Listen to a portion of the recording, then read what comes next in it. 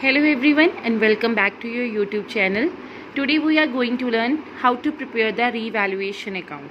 This account is very important, so you need to pay your full attention towards this topic because जब आपके board exams आते हैं उसमें आपकी first book की वेटेज 30 मार्क्स की है और उसमें भी चैप्टर 4, चैप्टर 5, चैप्टर 6, चैप्टर 7 जो है from the change in ratio two the death of the partner, her chapter के अंदर मैक्सिमम आपको रीवैल्यूएशन अकाउंट बनाने की रिक्वायरमेंट आ जाती है और ये 4 चैप्टर से आपको मैक्सिमम पेपर आना है। तो दैट इज़ द रीज़न कि रीवैल्यूएशन अकाउंट आपके लिए क्या है, इम्पॉर्टेंट टॉपिक है।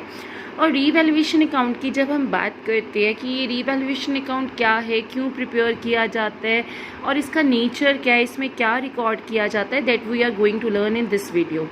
तो रीवैल्यूएशन अकाउंट का नाम से ही पता चलता है कि जब हम एसेट्स या लाइबिलिटीज़ की बात करते हैं उन्हें रीवैल्यू करें। और रीवैल्यू क्यों करें?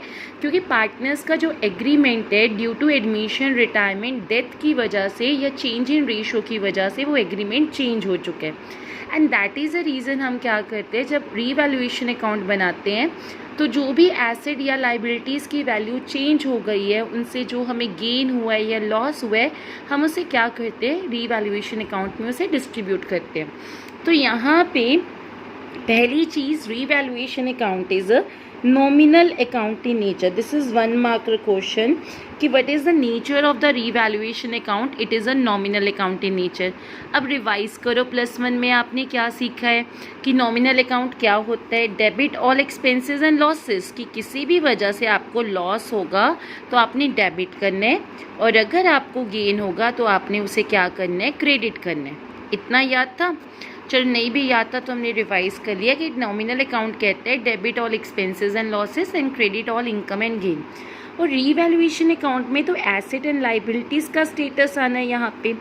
तो जब भी आपके एसेट्स की वैल्यू कम हो जाएगी या लाइबिलिटी की वैल्यू बढ़ जाएगी, आपकी जो ऑनरशिप है, आपकी लैंड है 5 लाख की, अब वो लैंड 4 लाख की होगी, हो गया ना आपको लॉस। या फिर आपने किसी पर्सन को 1 लाख देना है और अब आप 1,20,000 दे रहे हो, ये भी लॉस हो गया आपको। तो या तो आपकी एसेट्स कम हो जाए या लाइबिलिटीज़ बढ़ जाए, तो यहाँ पे आपको क्या होता है, लॉस होता है। और अभी हमने रीवैल्यूएशन अकाउंट को नॉमिनल अकाउंट बोला और नॉमिनल अकाउंट क्या कहते हैं, डेबिट और लॉसेस। ट्रस्ट में वेरी इजी टॉपिक है अगर ध्यान से सुनोगे। तो यहाँ पे आपने क्या करना है, ये एसेट का डिक्रीज़ और लाइबिलिटी का इंक्रीज़ किस साइड पे पुट करना है, डेबिट साइड पे। जब एसेट इंक्रीज़ करते हैं या लाइबिलिटी डिक्रीज़ करती है तो आपको क्या होता है, फ़ायदा होता है ना। आपकी प्रॉपर्टी 1 लाख से 2 लाख, 2 लाख से 4 लाख, वो बढ़ी जा रही है, बढ़ी जा रही है, रेट इंक्रीज़ कर रहे हैं, आपको फ़ायदा हो रहा है। तो ये जो गेन है ये आप किस साइड पे रिकॉर्ड करते हो, क्रेडिट साइड पे। क्लियर? तो रीवैल्यूएशन अकाउंट अब हम बनाने जा रहे हैं। तो रीवैल्यूएशन अकाउंट अभी हमने क्या सीखा है, because revaluation account is nominal account in nature. तो आप जो भी लॉसेज होंगे उन्हें डेबिट साइड पे, this side is your debit side ना, this side is your credit side. तो यहाँ पे जब भी आपके एसेट की वैल्यू कम या लाइबिलिटी की वैल्यू बढ़ेगी तब आपने डेबिट साइड रिकॉर्ड करना है, और एसेट की वैल्यू बढ़ेगी, लाइबिलिटी की वैल्यू कम करेगी तो क्रेडिट साइड। अब एक और चीज़, हमने यहाँ पे लॉस और गेन को शो करना है, मतलब मेरे को कितना गेन हुआ है मैंने उसको रिकॉर्ड करना है। जैसे मेरी प्रॉपर्टी पहले 1 लाख की थी, ठीक है, मेरे कोई एसेट था वो 1 लाख का था, अब 1,20,000 का हो गया, तो मैं 1,20,000 ही रिकॉर्ड करूँगी। 1 लाख का तो ऑलरेडी था, मुझे गेन कितना हुआ है, 20,000 का।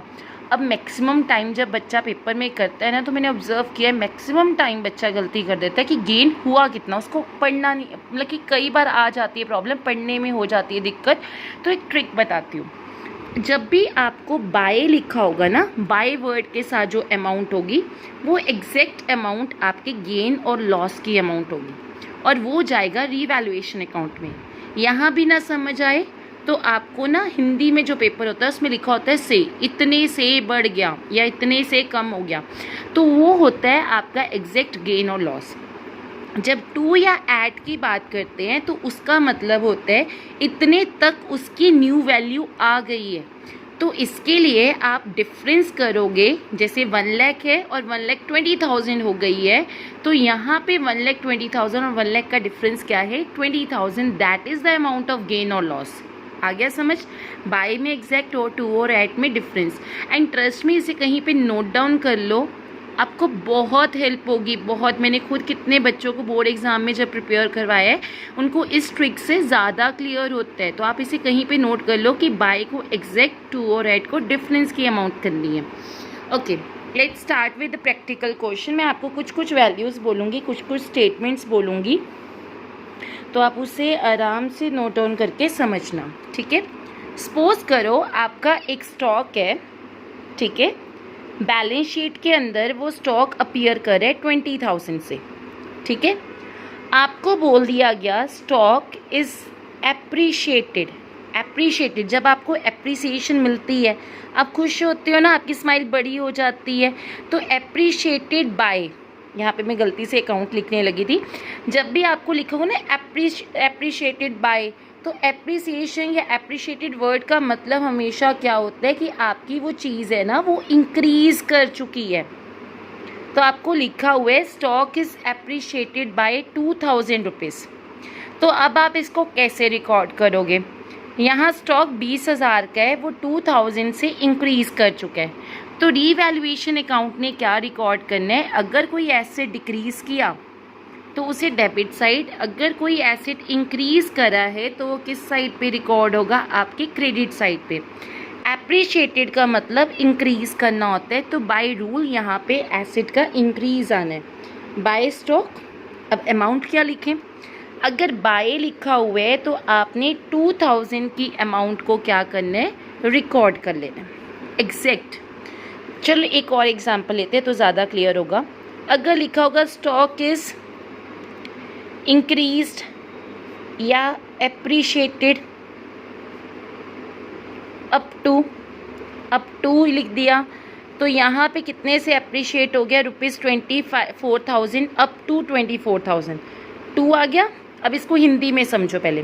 स्टॉक इंक्रीज हो गया 24,000 तक, 24,000 तक स्टॉक क्या कर चुका है? इंक्रीज कर चुका है। पहले कितना था? 20,000, अब कितना हो चुका है? 24,000। तो 4,000 से इसकी वैल्यू क्या कर चुकी है? बढ़ चुकी है। तो यहाँ पे क्या आएगा? By stock. अगर ये केस होता तो बाय स्टॉक कितनी अमाउंट आती है? 4,000। वही रूल लगा ना बाय में एग्जैक्ट। बाय लिखा था 2,000, एग्जैक्ट एंटर कर दिया।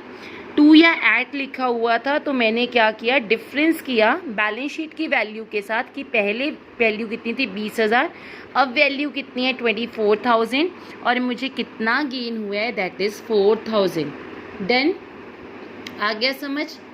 सपोज करो अब लिखा हुआ है furniture is return down by. Return down, down का मतलब तो सबको पता है कि नीचे जाना।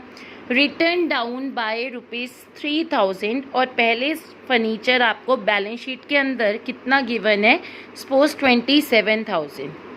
इसका मतलब क्या है? फर्नीचर 3,000 से कम हो गया। बाय में आप एग्जैक्ट अमाउंट को एंटर करते हो। अब देखो, डाउन का मतलब ऐसे डिक्रीज़ की है, तो आप फर्नीचर को किस साइड पे पुट करोगे? डेबिट साइड पे। कितनी वैल्यू आ जाएगी यहाँ पे? 3,000। डन? अब सपोज करो यहाँ पे लाइबिलिटी साइड पे कुछ नहीं लिखा हुआ, लेकिन नीचे तुम्हें लिख दिया कि आपका एक ना there is outstanding repair bill of ₹2,000। अब आप चेक कर रहे हो, अरे आउटस्टैंडिंग रिपेयर बिल, आपने किसी को बिल पे करना है, और लाइबिलिटी साइड पे तो पहले से था नहीं। आ जाती है कई बार सडन लाइबिलिटी, एकदम अनरिकॉर्डेड लाइबिलिटी आ गई ना, पहले रिकॉर्डेड नहीं थी, सडनली एक लाइबिलिटी राइज हो गई। तो आपकी लाइबिलिटी राइज हो गई तो आप उसे किस साइड पे रिकॉर्ड करोगे? अब ये पूरी की पूरी लाइबिलिटी ही रिकॉर्ड होगी, क्योंकि पहले ज़ीरो अमाउंट थी, अब कितनी हो चुकी है? 2,000। तो आउटस्टैंडिंग रिपेयर बिल आप किस साइड पे रिकॉर्ड कर दोगे? ऑन द डेबिट साइड, क्योंकि लाइबिलिटी क्या कर रही है? Increase. And what is the amount? 2,000। Clear?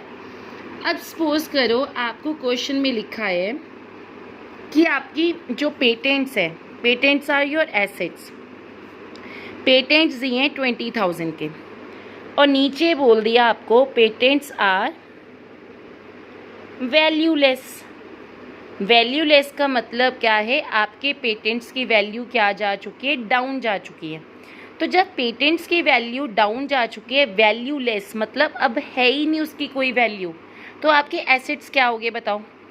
Assets की वैल्यू आपकी क्या कर चुकी है, डिक्रीज कर चुकी है, इसलिए आप उसे किस साइड पे रिकॉर्ड करोगे, इस साइड पे, टू पेटेंट्स। एंड कितनी वैल्यू, सारा का सारा ही आपका पेटेंट की वैल्यू क्या कर चुके हैं, डाउन जा चुकी है। तो आपने इसे क्या करना है, 20,000 इस साइड पे रिकॉर्ड कर देना है।